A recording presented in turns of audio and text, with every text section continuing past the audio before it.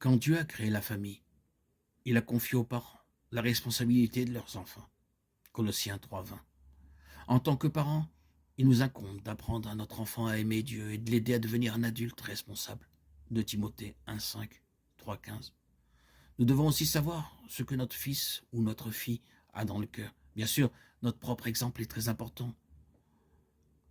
Nous inculquerons plus efficacement les enseignements de Dieu à notre enfant si nous les avons nous-mêmes déjà fait pénétrer dans notre cœur. Psaume 48. Ces paroles que je t'ordonne aujourd'hui devront être sur ton cœur. Il faudra que tu les inculques à ton fils. Deutéronome 6, 6, 7. Tout homme doit être prompt à entendre, lent à parler. Jacques 1, 19. Vous voulez que votre enfant sente qu'il peut vous parler librement? Il doit savoir que vous êtes prêt à l'écouter à chaque fois qu'il a besoin de se confier à vous. Créez une ambiance paisible afin qu'il trouve facile de s'exprimer. Jacques 3, 18. S'il croit que vous allez vous montrer sévère ou catégorique, il ne s'ouvrira pas vraiment à vous. Soyez patient avec lui et dites-lui souvent que vous l'aimez. Matthieu 3, 17. 1 Corinthiens 8, 1.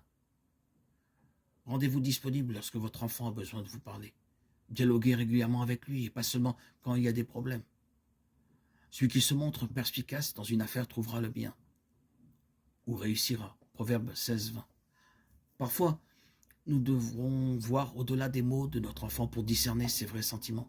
Les jeunes ont tendance à exagérer ou à dire des choses qu'ils ne pensent pas vraiment. Mais quand quelqu'un répond sur une affaire avant de l'entendre, c'est sottise chez lui. Proverbe 18, 13. Donc, ne nous mettons pas rapidement en colère. Proverbe 19, 11. Soyons résolus à ne pas couper la parole à notre enfant et à ne pas réagir de manière excessive, quoi qu'il dise. Essayons de nous rappeler ce que nous ressentions à son âge et ce qui nous paraissait important. Rendons-nous disponibles lorsque notre enfant a besoin de nous parler. Dialoguons régulièrement avec lui, et pas seulement quand il y a des problèmes. Il est écrit dans la Bible, « Écoute, mon fils, la discipline de ton père et n'abandonne pas la loi de ta mère. » Proverbe 1,8. Dieu a donné autorité sur les enfants, tant au père qu'à la mère. Nous devons apprendre à notre enfant à nous respecter, à nous obéir. Éphésiens 6, 1, 3. Quand ses parents ne sont pas bien unis dans la même pensée, un enfant le sent. 1 Corinthiens 1, 10. Par conséquent, si nous ne sommes pas d'accord, ne le montrons pas devant notre enfant, car cela pourrait saper le respect qu'il nous porte. Mettons-nous d'accord sur la manière de discipliner notre enfant. Si nous avons des opinions différentes sur la façon d'éduquer notre enfant, essayons donc de nous comprendre l'un l'autre. Il est écrit, éduque le garçon selon la voie pour lui. Proverbe 22, 6. Une éducation réussie n'est pas le fruit du hasard. Fixons-nous un plan de formation qui comprendra la discipline.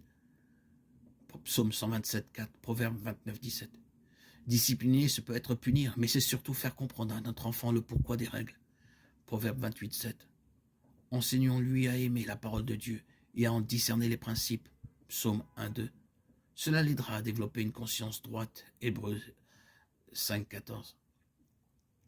Aidons notre enfant à considérer Dieu comme une personne réelle à qui il peut faire confiance. Apprenons-lui à reconnaître et à éviter les dangers d'ordre moral, comme on rencontre sur Internet, sur les réseaux sociaux. Apprenons-lui à se protéger des prédateurs sexuels. En tant que parents, nous avons une mission spéciale. Enseigner à notre enfant la façon de penser de Dieu. Éphésiens 6, 4. Dieu sait que cela représente beaucoup d'efforts, mais soyons sûrs que le résultat le louera et nous procurera une grande joie. Proverbe 23, 24.